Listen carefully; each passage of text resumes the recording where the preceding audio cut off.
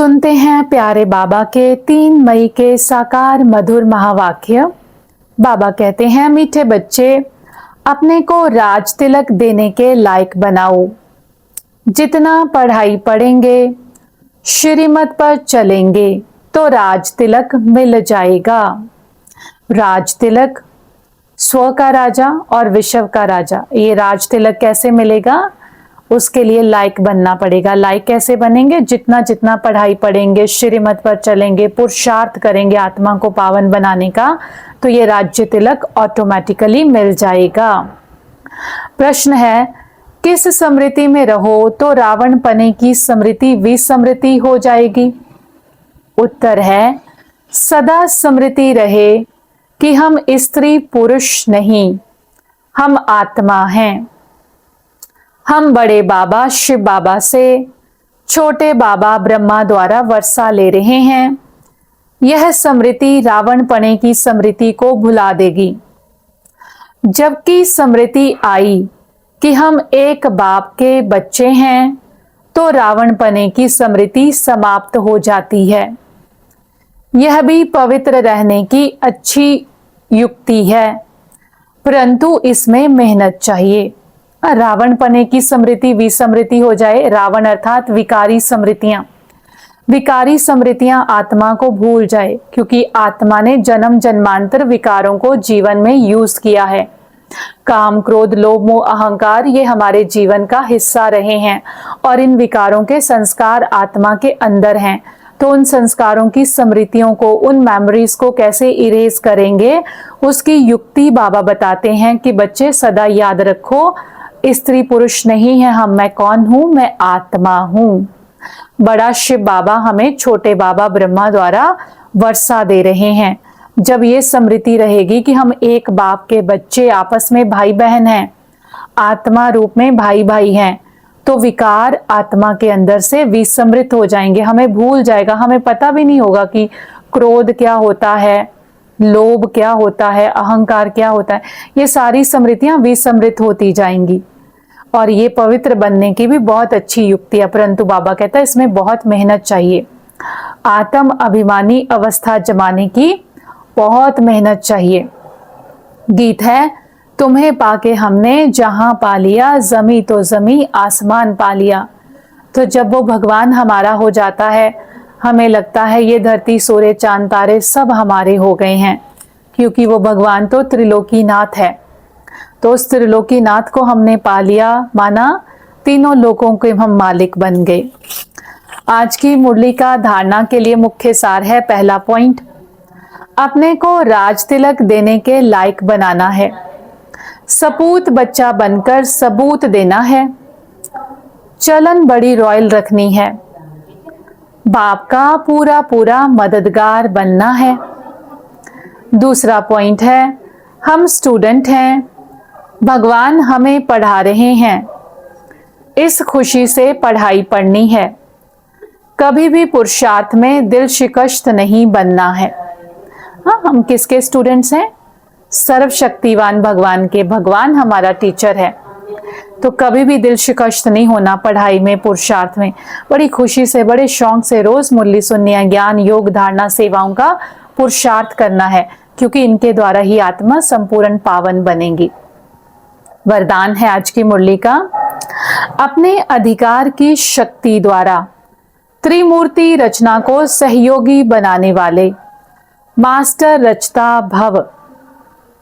अपने अधिकार की शक्ति द्वारा त्रिमूर्ति रचना को सहयोगी बनाने वाले मास्टर रचता भव। बाबा कहते हैं त्रिमूर्ति शक्तियां, मन, बुद्धि, संस्कार, ये आत्मा की 3 शक्तियां हैं।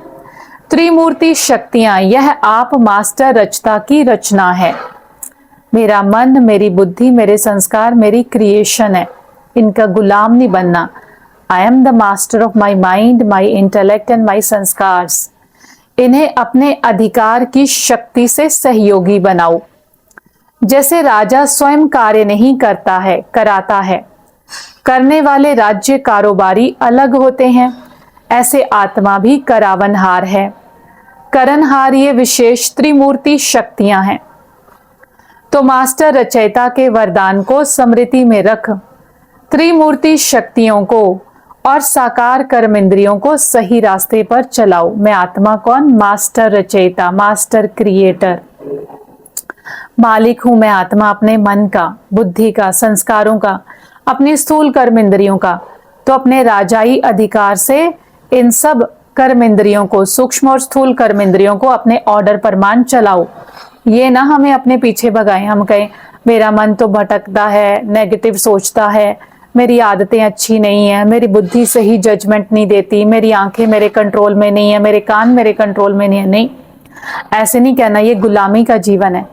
राज्य अधिकारी राजा का जीवन जीना है। राजा सिर्फ ऑर्डर करता है, तो मन को ऑर्डर करना है, हे मेरे मन शांत होकर बैठ जाओ, हलचल नहीं करो। तो कैसे नहीं मन अपना कहना मानेगा?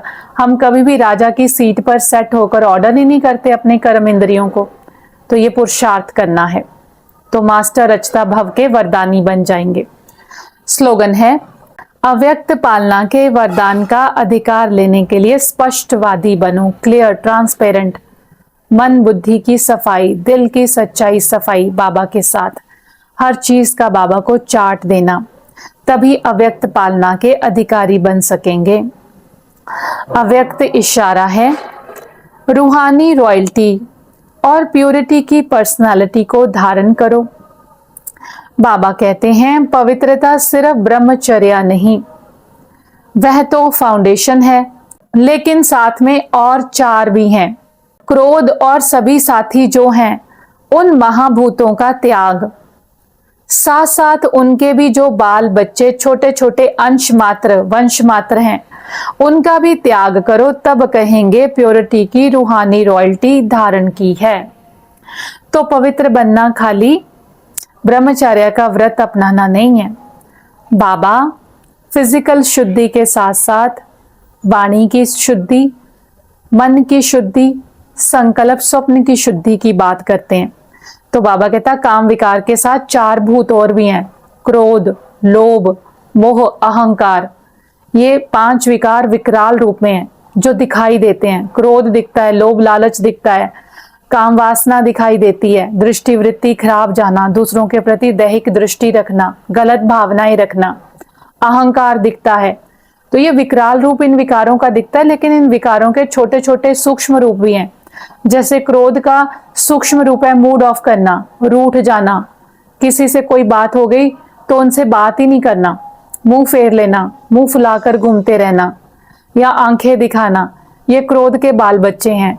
इसी तरह से लोभ लालच के बाल बच्चे हैं, मोह विकार के बाल बच्चे हैं, इनके छोटे छोटे अंश मात्र। तो वंश और अंश दोनों को त्याग करो। बाबा कहता है दोनों को अपने अंदर से खत्म करो, तभी संपूर्ण पवित्र आत्मा, प्योरिटी की रूहानी रॉयल्टी वाले कहे जाएंगे। तो हम सब इस पवित्रता की विशेषता को अपने जीवन में धारण करने का पुरुषार्थ करेंगे। प्यारे बाबा का बहुत बहुत शुक्रिया। अच्छा, ओम शांति।